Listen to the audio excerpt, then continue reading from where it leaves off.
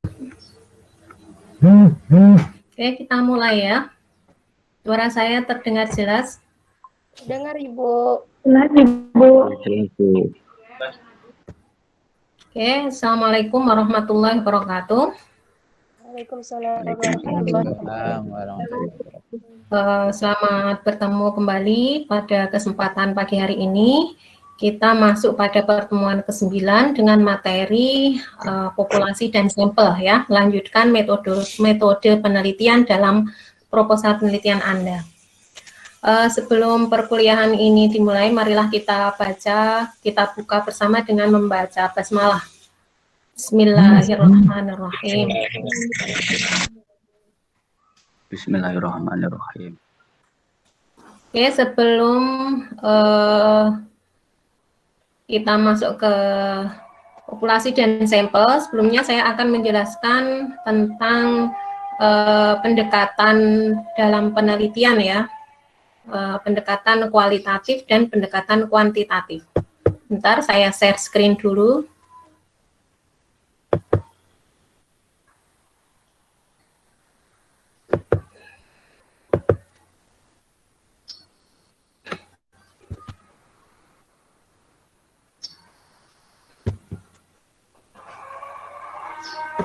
Oke, sudah terlihat? Sudah ya? Terlihat Ibu. Ya. Oke, jadi dalam penelitian ilmiah, ketika kita akan menentukan pendekatan yang kita gunakan dalam penelitian ilmiah, itu ada beberapa model. Yang pertama pendekatan kuantitatif dan yang kedua pendekatan kualitatif. Nah, saat ini perkembangan baru kita bisa melakukan pendekatan campuran, yaitu dengan menggunakan pendekatan kuantitatif dan kualitatif. Baik misalnya yang secara garis besarnya atau mungkin pendekatan inti yang kita gunakan kuantitatif, tapi nanti ada penjelasan terkait dengan pendekatan kualitatif, atau mungkin pendekatan inti yang digunakan adalah pendekatan kualitatif tapi ada penjelasan yang terkait dengan pendekatan kuantitatif. Jadi seperti itu. Nah, namun dalam kesempatan kali ini saya hanya akan menjelaskan tentang pendekatan kuantitatif dan kualitatif ini ya, perbedaannya di mana gitu dalam penggunaannya. Yang pertama, pendekatan kuantitatif. Kalau dilihat dari katanya, kuantitatif itu kan mengandung kuantitas di situ ya. Kuantitas itu nanti berupa angka-angka. Ketika Anda menjelaskan tentang kuantitas, pasti kan akan terkait dengan angka, ya kan? Berapa kuantitas dari produksi yang dihasilkan oleh perusahaan tersebut, berarti yang disebutkan angka. Nah, sehingga dalam pendekatan kuantitatif ini akan banyak terkait dengan angka-angka. Nah, kemudian kalau kualitatif, nah ini dekat dengan kualitas. Jadi ketika Anda akan menjelaskan pendekatan kualitatif, maka Anda akan terkait dengan penjelasan terkait dengan kualitas. Nah, kalau menjelaskan kualitas, Anda kan perlu menggunakan kalimat-kalimat tertentu ya. Ketika menjelaskan kualitas, coba ketika ditanya bagaimana kualitas pendidikan di UIN Sunan Kalijaga, Anda pasti akan menjelaskan kualitas pendidikan di UIN Sunan Kalijaga sudah sangat bagus misalnya. Buktinya apa bagus, indikator bagusnya itu di mana? Kalau bagus saja kan nggak jelas ya. Ukuran bagusnya itu terlihat pada misalnya pelayanan informasi akademik yang sudah terkoneksi dengan internet. Jadi semua pelayanan akademik sudah terkoneksi dengan sistem internet misalnya gitu. Kemudian pelayanan fasilitas perpustakaan dengan buku yang lengkap, buku-buku referensi yang lengkap. Kemudian ada pelayanan kesehatan di poliklinik kesehatan, seperti itu. Misalnya kan ada ukuran-ukuran yang mendukung adanya penjelasan terkait dengan bagus yang Anda sebutkan tadi. Nah, ketika menjelaskan kualitas, pasti Anda akan menggunakan banyak kata-kata ya.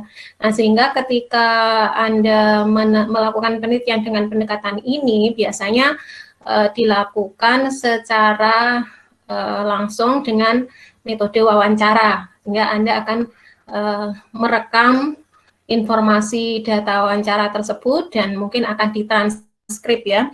Nah, kemudian dari transkrip itu kan muncul kalimat, kata-kata, kalimat, dan lain sebagainya gitu kan. Semuanya berbentuk kata, kualitas gitu ya. Nah, sedangkan kalau kuantitatif, semuanya nanti berbentuk angka. Jadi metode pengumpulan datanya biasanya dalam bentuk angket.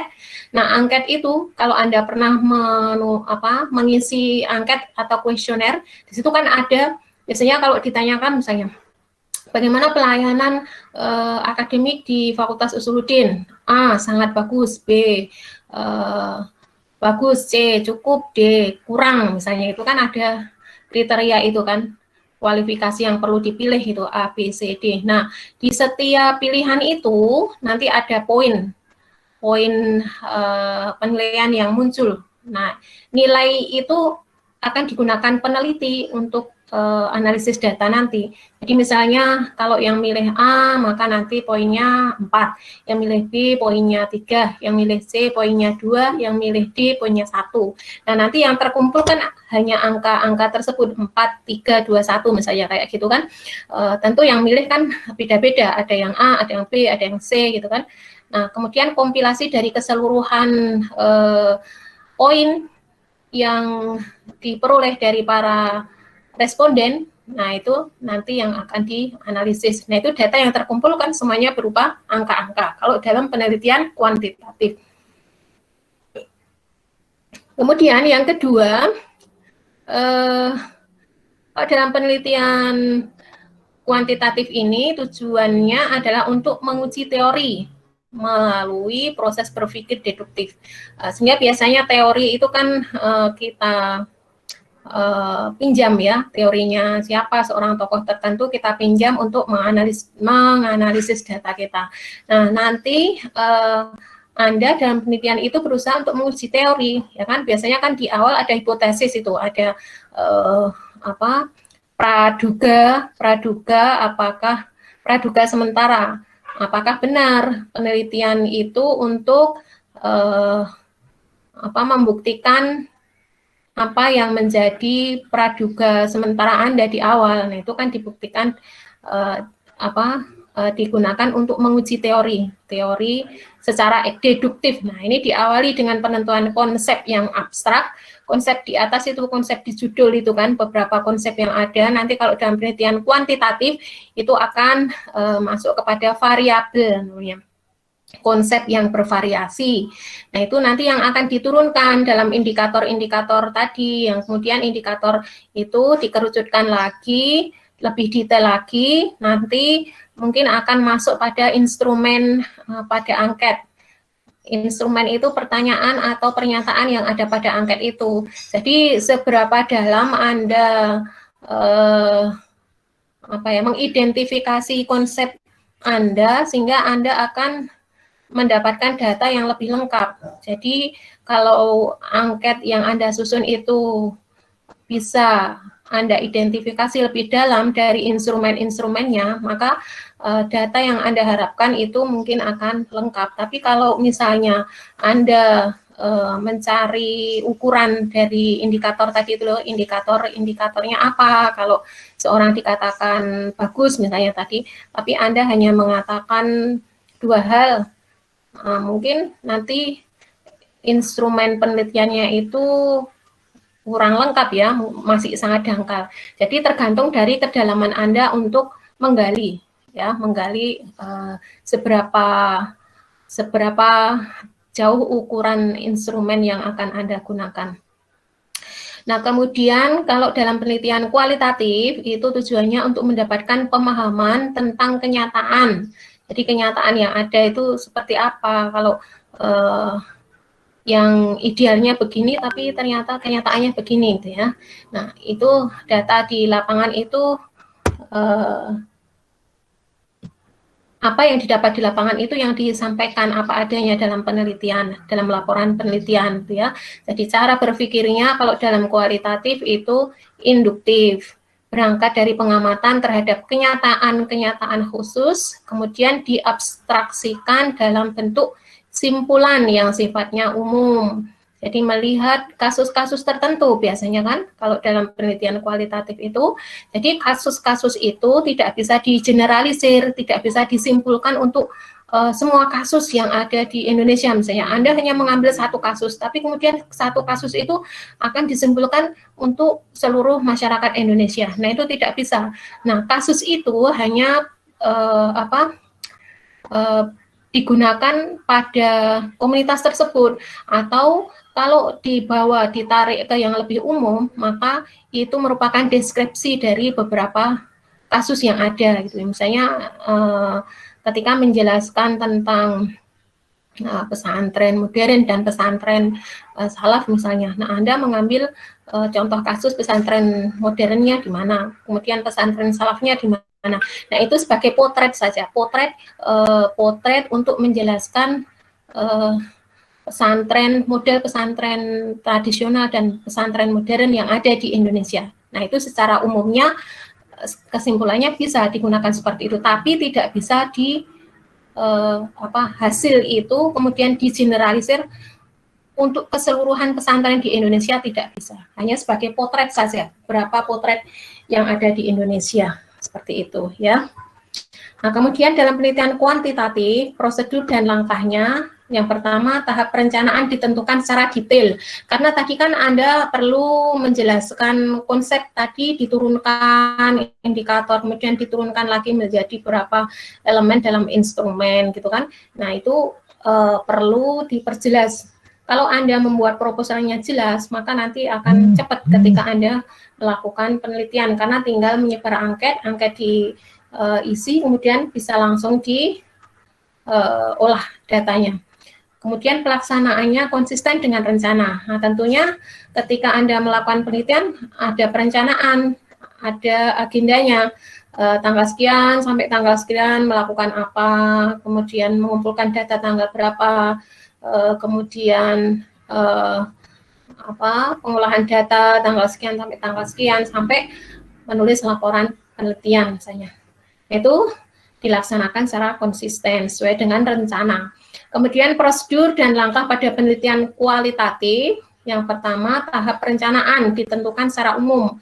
Ini masih umum, nanti akan mencari kasus-kasus yang spesifik di lokasi itu ya, karena kan tidak tahu ya yang dihadapi.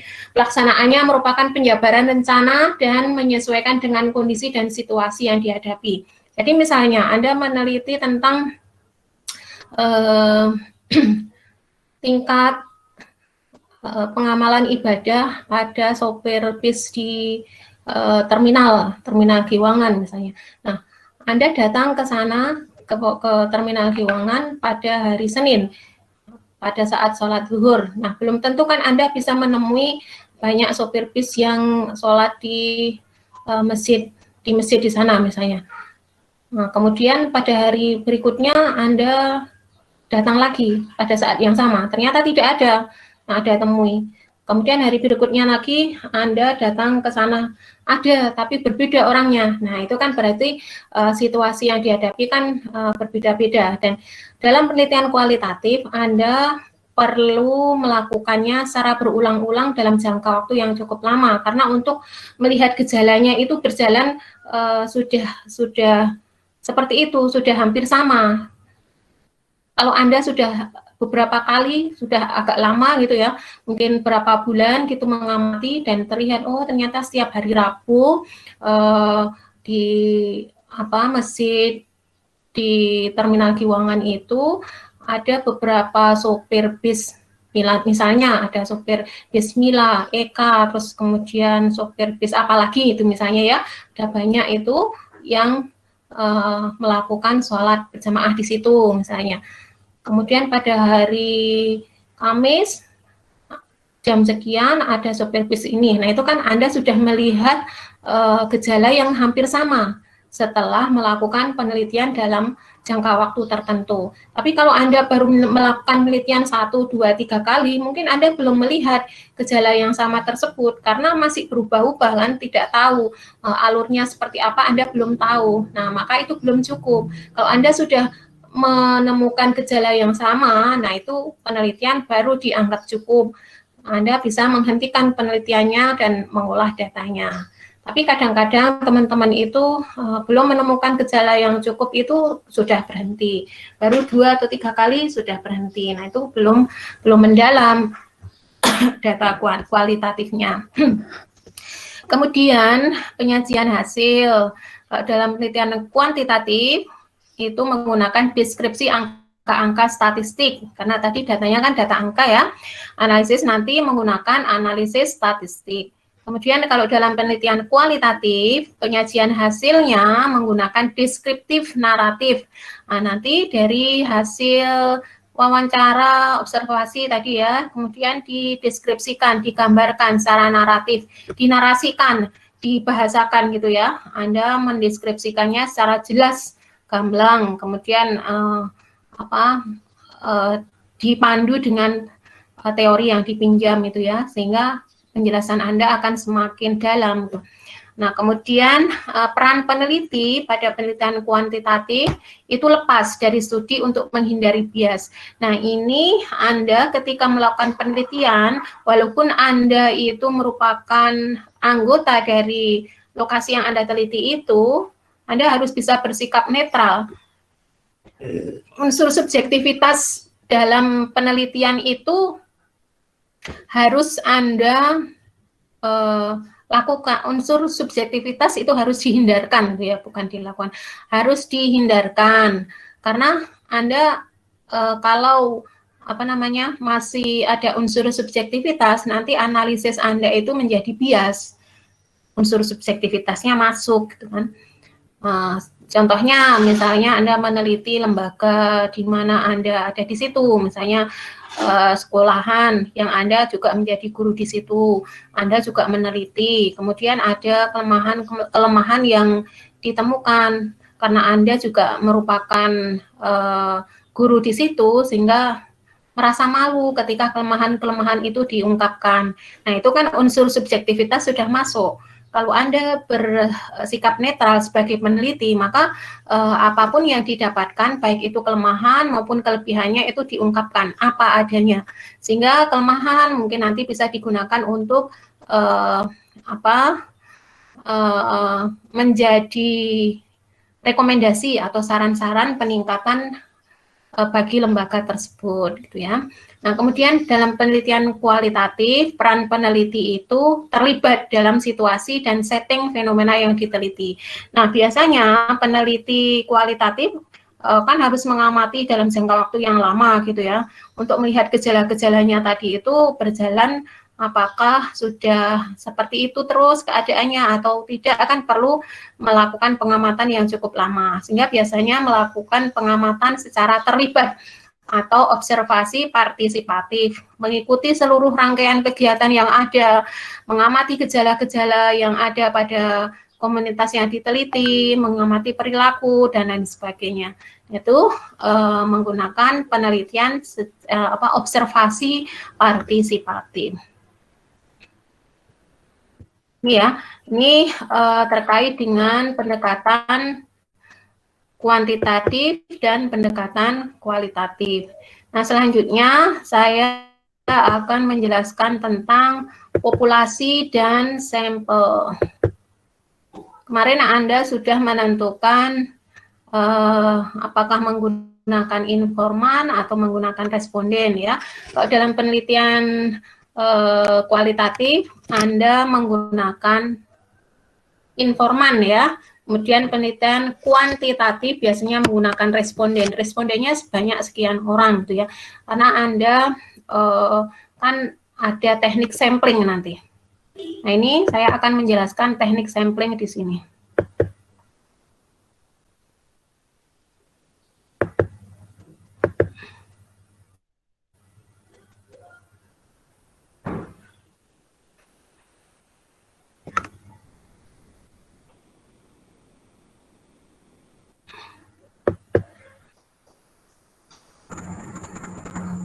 Sudah terlihat belum?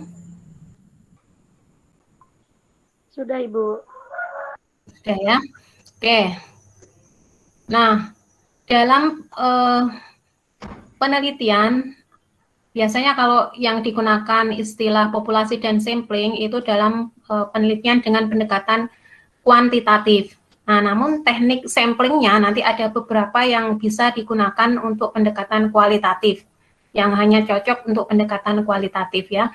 Nah, populasi sendiri itu ketika Anda ingin meneliti suatu komunitas, maka keseluruhan komponen atau unit analisis yang diteliti itu adalah merupakan populasi. Jadi kalau misalnya Anda meneliti mahasiswa UIN Sunan Kalijaga, maka keseluruhan mahasiswa UIN Sunan Kalijaga itu levelnya ini ya, jadi populasi itu definisinya Anda bisa membaca di situ. Jadi kalau populasi nanti ini wilayah generalisasi ya, yang bisa disimpulkan untuk keseluruhan tadi ya. Nah, kemudian untuk sampel itu hanya sebagian saja dari anggota populasi. Kalau tadi populasinya mahasiswa UIN Sunan Kalijaga ya, keseluruhan mahasiswa itu dari berbagai fakultas, dari berbagai angkatan, itu semuanya adalah mahasiswa UIN Sunan Kalijaga yang disebut populasi. Nah, sampelnya tergantung dari Anda sebagai peneliti untuk memilihnya, apakah di setiap fakultas itu akan diambil sampelnya berapa persen, atau hanya diambil dari fakultas agama misalnya. Fakultas agama diwakili oleh apa? Misalnya fakultas usuluddin, fakultas apalagi syariah misalnya seperti itu ya. Nah, kemudian dari fakultas tersebut apakah mau diambil keseluruhan atau hanya di beberapa prodi saja, atau secara keseluruhan tapi dengan persentase misalnya. Nah, itu namanya sampel. Nah, nanti teknik pengambilannya ada beberapa metode. Nih, ada teknik sampling itu yang disebut probability sampling. Sampel probabilitas dan non-probability sampling. Teknik sampling dengan non-probabilitas. Kemarin sudah sempat saya singgung di dalam video ya, tapi belum saya jelaskan. Nah, saat ini saya akan menjelaskan beberapa teknik tersebut. Nah, ini dalam probability sampling sendiri ada simple random sampling, ada proportionate stratified random sampling, disproportionate stratified random sampling, dan area sampling atau cluster sampling. Nah, kemudian non-probability sampling ada sampling sistematis, sampling kuota, sampling insidental, purposive sampling, sampling jenuh, dan snowball sampling.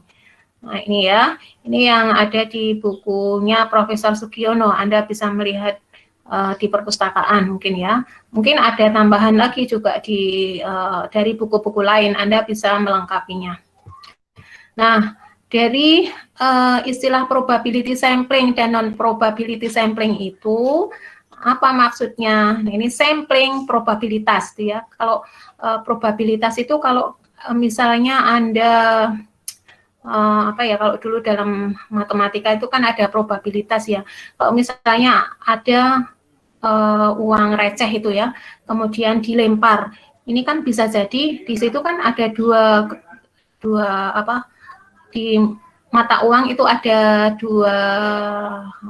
keping atau dua sisi ya, yang satu ada gambar, yang satu angka. Nah, ketika dilempar bisa jadi nanti ketika jatuh itu akan terlihat angka, atau bisa jadi ketika dilempar nanti jatuhnya akan berupa gambar. Nah, itu probabilitas itu ya. Jadi probabilitas yang bisa ditemui. Nah, ini sampel probabilitas ini merupakan teknik pengambilan sampel yang memberikan peluang. Nah, jadi tadi peluang ya, maksudnya peluangnya bisa jadi angka, bisa jadi gambar. Nah, ini teknik sampling ini memberikan peluang yang sama bagi setiap unsur anggota populasi untuk dipilih menjadi anggota sampel.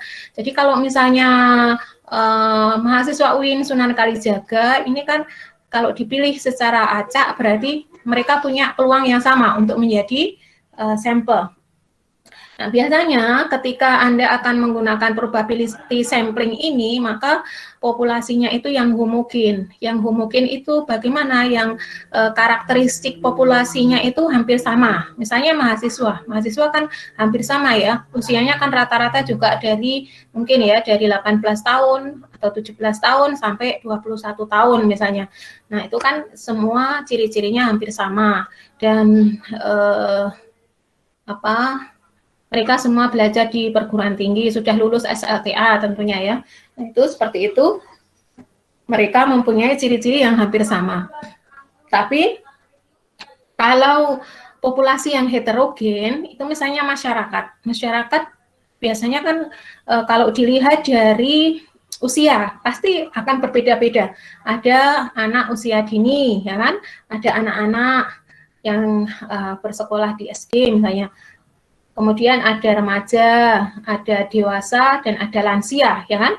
Atau kalau dilihat dari tingkat pendidikan, mungkin ya, ada pendidikan usia dini atau di PAUD, prasekolah gitu ya, preschool gitu misalnya, kemudian SD, SMP, TK dulu ya, TK, SD, SMP, SMA, S1, S2, S3 misalnya seperti itu. Itu kalau dilihat dari latar belakang pendidikan atau misalnya dilihat dari profesi. Nah, profesinya ada petani, ada pedagang, ada guru, ada dosen, ada dokter dan lain sebagainya misalnya. Nah, ini tergantung dari peneliti ingin menggunakan karakteristik yang mana sesuai dengan kondisi populasi yang dihadapi ya. Jadi apakah populasinya itu heterogen ataukah homogen? Kalau heterogen bisa dengan probability sampling. Nah ini kalau tapi tadi ada juga ya yang di probability sampling ini bervariasi juga. Di situ bisa yang heterogen dan bisa yang homogen juga. Nah kemudian non probability sampling ini merupakan teknik pengambilan sampel yang tidak memberi peluang atau kesempatan sama bagi setiap unsur atau anggota populasi untuk dipilih menjadi sampel. Ini kesempatan atau peluangnya tidak sama. Nah, ini sekarang kita akan berbicara terkait dengan apa saja teknik sampling pada probability sampling. Nah, seperti yang pada slide sebelumnya, tadi ada simple random sampling atau sampel acak. Random itu acak, simple itu sederhana. Teknik sampling dengan menggunakan cara acak sederhana.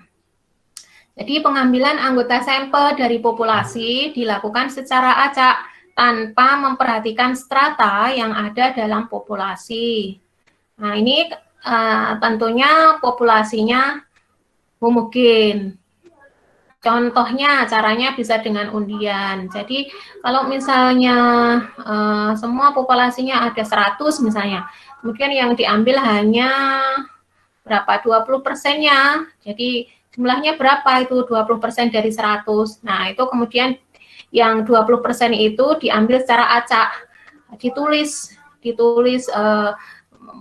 mungkin dari berapa sejumlahnya 1 sampai 20 misalnya, ya tergantung persentase yang mau diambil. Kemudian sejumlah itu kemudian nanti di nama-nama itu dimasukkan semua, kemudian diundi. Nah, yang keluar sejumlah persentase yang sudah ditentukan tadi. Jadi nama-nama itulah yang akan dijadikan respondennya. Itu kalau acak dengan cara undian. Nah, tapi caranya bisa bervariasi terserah dari keputusan dari peneliti. Yang penting acak cara pemilihannya. Kemudian proportionate stratified random sampling ini sampel acak yang berstratifikasi secara proporsional. Nah, seperti yang saya sampaikan tadi, ketika Anda meneliti suatu komunitas atau masyarakat, mungkin di situ anggotanya tidak homogen, ya kan? Tidak homogen dan berstrata. Coba dilihat di masyarakat misalnya ya. Masyarakat itu kan ada yang tingkat pendidikannya dari SD, dari prasekolah sampai strata berapa gitu, strata 3 misalnya. Nah, di situ kan ada banyak. Nah, kalau isian semuanya sampai S3 itu isinya banyak, jadi misalnya proporsional berarti ya, maksudnya banyak itu proporsional. Jadi ada misalnya di S3 ada 30 orang, S2 ada 40 orang, S1 ada 50 orang. Nah, seperti itu kan proporsional. Ketika diambil persentasenya, maka nanti jumlahnya itu ada proporsionalitasnya. Nah, maka itu menggunakan proportionate stratified random sampling.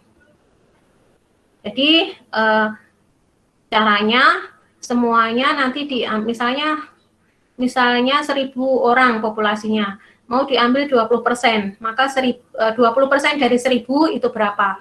Nah, kemudian itu nanti diperinci lagi, 20% itu kan ada beberapa stratifikasi itu. Nah, nanti diperinci dari masing-masingnya, masing-masing itu 20% dari jumlah hasil perhitungan 20% yang besar tadi. Sehingga jumlah keseluruhan 100%-nya itu dari 20% yang besar tadi itu. Nanti ada contoh perhitungan di belakang. Nah, kemudian disproportionate stratified random sampling, ini sampling secara acak yang berstratifikasi tapi tidak proporsional. Kalau tadi yang saya contohkan, kan dari S3 sampai prasekolah itu semuanya jumlahnya itu besar-besar gitu ya. Tapi kalau ini contohnya di suatu unit kerja tertentu atau di suatu kampung misalnya, ini yang jumlah S3-nya hanya 3 orang, kemudian yang S2-nya ada 4 orang, S1 90, SMU 800, kemudian SMP 700, maka yang kecil-kecil itu jumlah data semuanya diambil. Jadi yang S3 dan S2 itu 3 dan 4 itu diambil semua, kemudian nanti yang persentase baru dihitung dari yang besar-besar tadi itu, yang S1 sampai SD tadi itu ya. Itu namanya disproportionate. Jadi stratifikasinya tidak proporsional kalau seperti itu. Ada yang sedikit sekali, tapi ada yang banyak.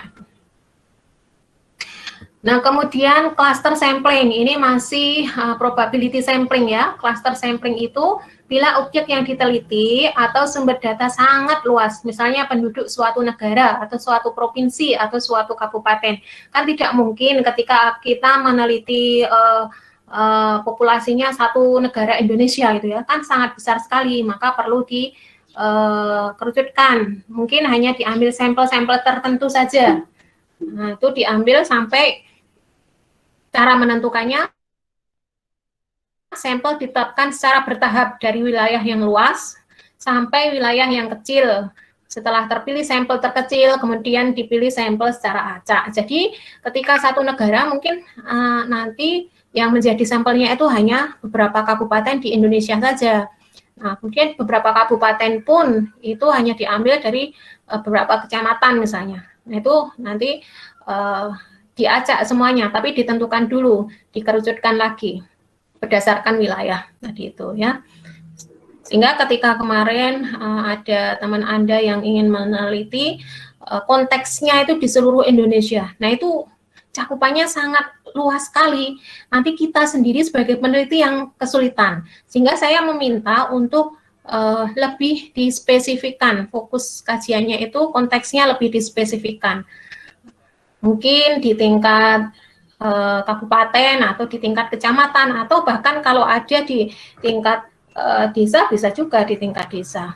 Ya tergantung dari kajian yang ingin diamati, ingin diteliti itu seperti apa. Kemudian untuk yang non probability sampling ya, ada sampling sistematis. Ini berdasarkan urutan dari anggota populasi yang telah diberi nomor urut. Jadi kalau populasinya misalnya 100, semuanya sudah diberi nomor urut ya, berdasarkan itu. Kemudian setelah diberikan nomor urut, apakah mau diambil berapa persen? Misalnya 20%, maka nanti ya diambil berdasarkan apa? Mungkin nomor atau berdasarkan nomor ganjil saja, nomor genap saja, atau berdasarkan kelipatan tertentu. Nah, ini terserah, yang penting caranya sistematis seperti itu ya. Terus sampling kuota. Teknik menentukan sampel dari populasi yang mempunyai ciri-ciri tertentu sampai jumlah atau kuota yang diinginkan. Nah, ini kalau penelitiannya itu sangat luas gitu ya. Jadi kita bisa menggunakan kuota sampling. Misalnya kalau di sini tentang pendapat masyarakat terhadap pelayanan masyarakat dalam urusan IMB, izin mendirikan bangunan gitu ya. Bagaimana pelayanan masyarakat. Nah, ini kan secara umum gitu ya. Jadi ketika Anda menentukan misalnya sampelnya 500 orang. Nah, nanti kalau sudah dapat 500 terus berdiri, terus berhenti. Nah, biasanya seperti ini terkait dengan pelayanan itu kadang-kadang kan di bandara ada juga petugas-petugas yang melakukan survei misalnya bagaimana pelayanan bis Damri connecting itu loh, yang connecting antara bandara dengan terminal atau stasiun misalnya. Nah, itu bagaimana fasilitas pelayanan mereka, apakah bagus atau tidak. Nah, itu kemudian ada yang melakukan, petugas yang melakukan survei. Nah, dia hanya duduk di bandara dan kemudian menanyakan orang-orang yang akan menggunakan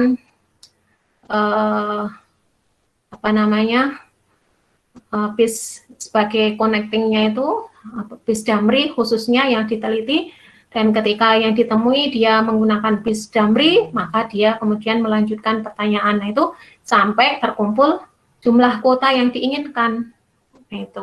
Nah, kalau kuota itu sudah terpenuhi, maka penelitian dianggap selesai. Tapi kalau belum, ya belum selesai. Harus sampai kuota tersebut. Nah, kemudian ada sampling insidental.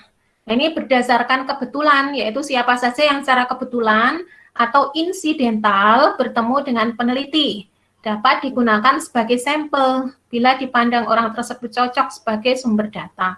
Jadi misalnya, biasanya ini ya, sampling insidental dan purposive ini lebih sering digunakan untuk penelitian dengan pendekatan kualitatif. Jadi misalnya Anda ingin meneliti mahasiswa yang menggunakan jilbab syar'i misalnya. Nah, tentunya ketika Anda meneliti, kan banyak sekali di UIN Sunan Kalijaga misalnya.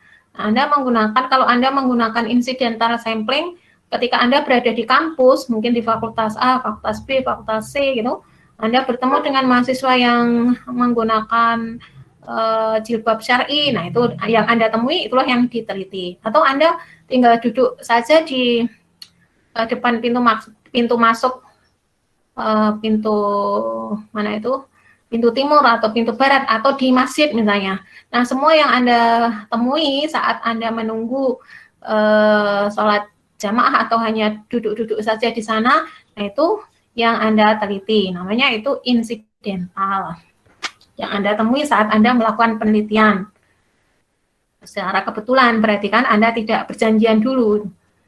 Kalau janjian, bisa jadi nanti sampling purposive. Nah, ini yang bawahnya. Sampling purposive dengan pertimbangan tertentu, karena Anda sudah menentukan sampelnya dengan pertimbangan tertentu. Kriterianya adalah mahasiswa Fakultas Usuluddin yang mengenakan jilbab syar'i, angkatan misalnya semester 5 sampai semester 7. Nah, itu kan berarti Anda sudah menentukan ya samplingnya. Kemudian dari sekian itu nanti ditentukan berapa orang misalnya. Nah, kemudian Anda mencari datanya, Anda tanyakan teman-temannya, oh ini ada A, ada si B, ada si C, ada si D. Kemudian Anda mencari nomor teleponnya, kemudian Anda janji bertemu di perpustakaan atau bertemu di masjid misalnya untuk melakukan wawancara. Nah, itu berarti Anda sudah menggunakan sampling purposif karena dengan pertimbangan tertentu. Ini hanya cocok untuk penelitian kualitatif karena tidak ada generalisasi, tidak bisa disimpulkan karena berarti Anda kan hanya meneliti pada kasus-kasus tertentu.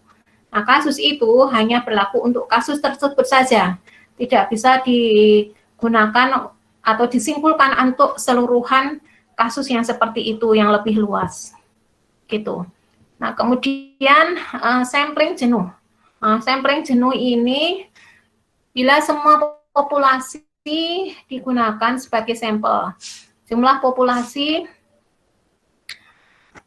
sebentar, saya ini hampir habis ya anunya. Saya tes dulu.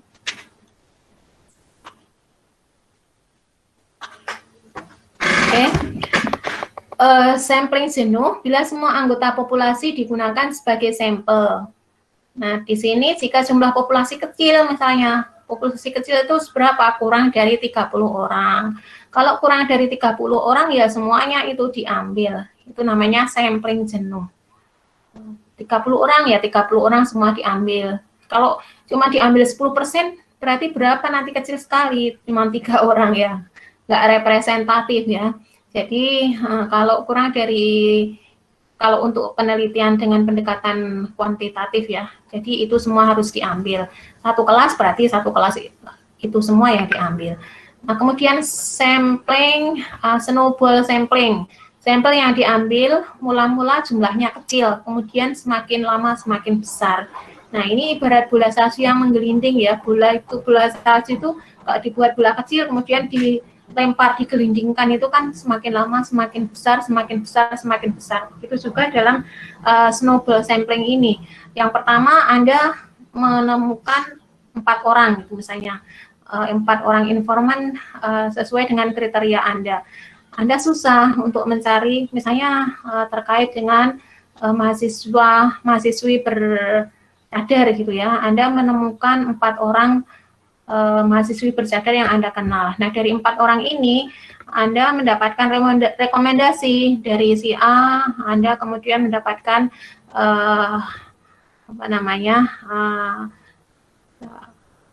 EF misalnya ya.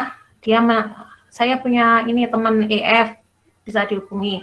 Kemudian yang B mendapatkan GH, kemudian C mendapatkan IJ, kemudian D mendapatkan LM, gitu kan. Semakin lama semakin banyak ya, dari L sendiri nanti dapat lagi, M sendiri dapat lagi, gitu ya, semakin membesar gitulah. Dari tadinya Anda tidak tahu, kemudian mendapatkan informasi secara bertahap seperti itu.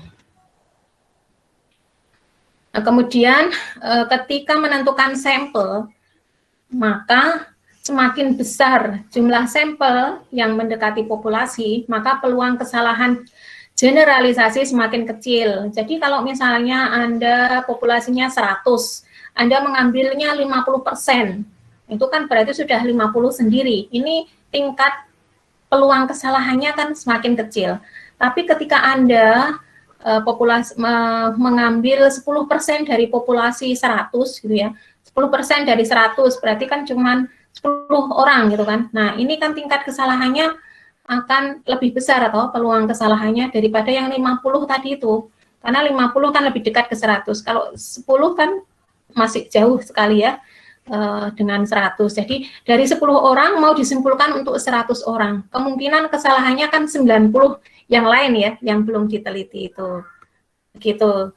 Nah, kemudian makin kecil jumlah sampel menjauhi populasi, maka makin besar kesalahan generalisasi. Nah, itu seperti yang saya sampaikan tadi. Kalau 10 dari 100 berarti kan peluang kesalahannya itu mungkin 9 dari 90 orang yang tidak kita teliti itu ya. Karena untuk 10 orang mau disimpulkan ke 100 orang. Tapi kalau misalnya mengambilnya 50%, dari 50 mau disimpulkan untuk 100 orang. Kemungkinan kan 50-50 gitu ya. Jadi kemungkinan 50% lah kadar tingkat kepercayaannya, tingkat kebenaran dan tingkat kesalahannya itu 50%. Jumlah sampel yang diambil tergantung pada tingkat ketelitian, mau lebih teliti atau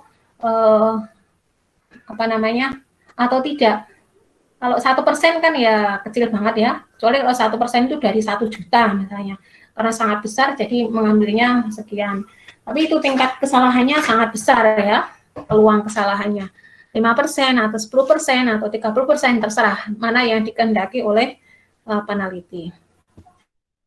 Nah, untuk menentukan sampel itu bisa menggunakan tabel. Jadi tidak usah ngitung detail, tapi kalau mau ngitung juga nggak apa-apa.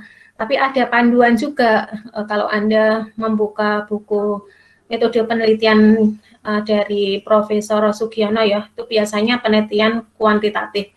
Di perpustakaan coba dilihat, di situ nanti di belakangnya di dalam lampiran itu ada tabel penentuan jumlah sampel.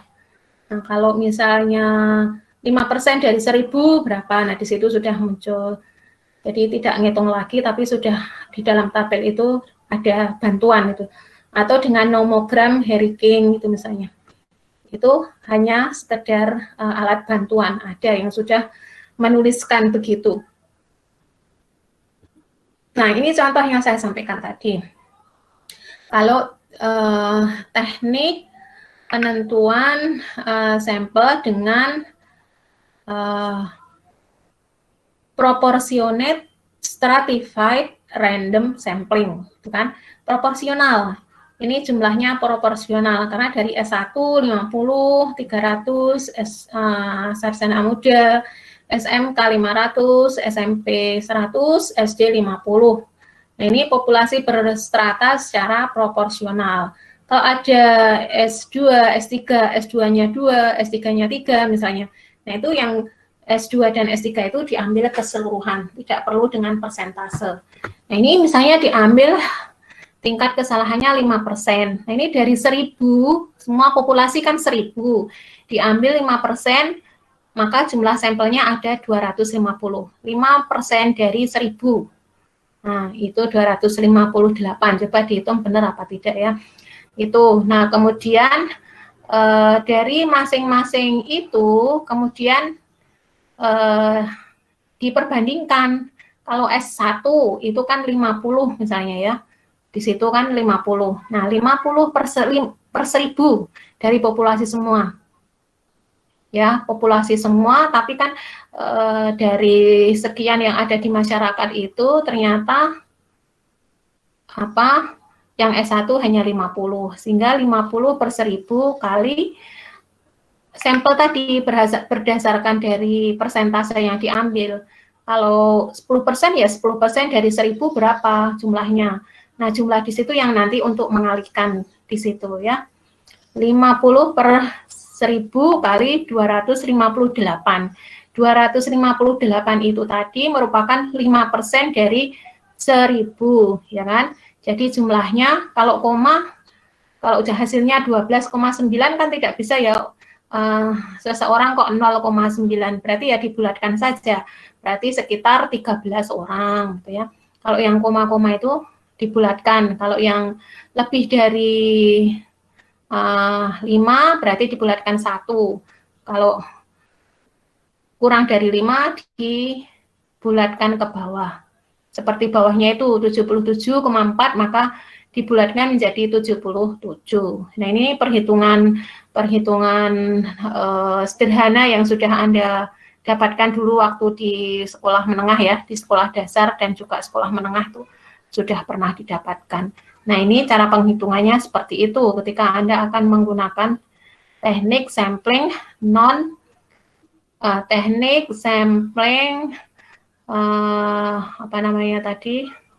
stratified sampling.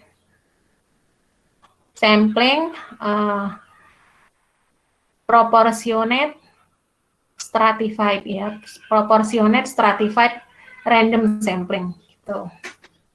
Ya, seperti itu caranya. Jadi sebenarnya perhitungannya juga sederhana, persentase. Tentunya persentase cara mencari persentase harus dikuasai juga. Itu tergantung dari populasi yang dihadapi. Jadi Anda melihat kriteria populasinya, kemudian nanti kriteria populasi itu digunakan untuk memilih teknik sampling yang sesuai. Begitu untuk pertemuan hari ini, teknik sampling sudah selesai. Saya sudah share materinya di daring Uinsuka. Silahkan nanti untuk dibaca kembali apa yang sudah saya sampaikan. Kemudian nanti Anda bisa menentukan teknik sampling yang sesuai untuk proposal penelitian Anda. Nah, silahkan Anda bisa screenshot kehadirannya, kemudian nanti bisa digunakan untuk bukti kehadiran di daring Uinsuka ya. Silahkan. Ini ada 27 yang hadir ya. Kok cuma 27 ya? Ini kelas B dan F ya.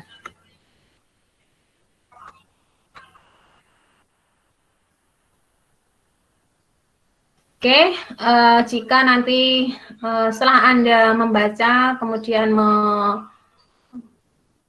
memilih gitu ya, menentukan mana sampel yang sesuai untuk proposal penelitian Anda, silahkan diterapkan.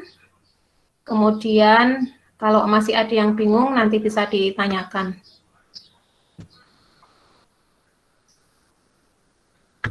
Ini Haza Izabi baru join ya, udah selesai baru masuk. Iya ini Bu, maaf. HP-nya kekelinsut ini barusan. Enggak. Wifi-nya mati juga. Baru ketemu HP ini.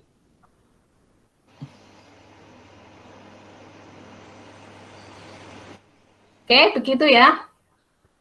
Silakan nanti dibaca ulang lagi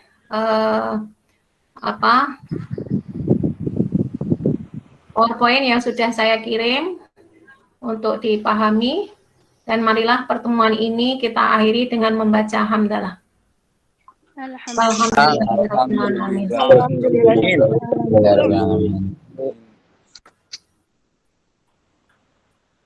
Banyak kesalahan, mohon maaf. Saya akhiri. Assalamualaikum warahmatullahi wabarakatuh. Waalaikumsalam warahmatullahi wabarakatuh.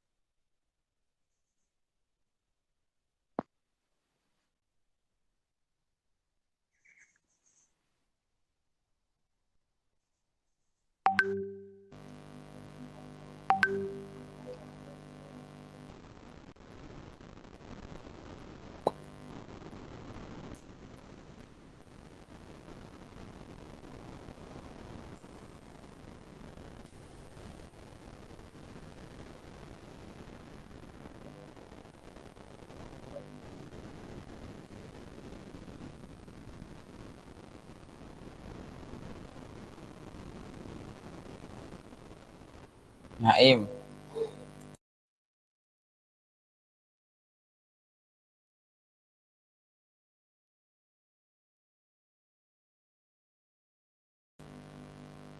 Nggak ada tugas kan kawan-kawan?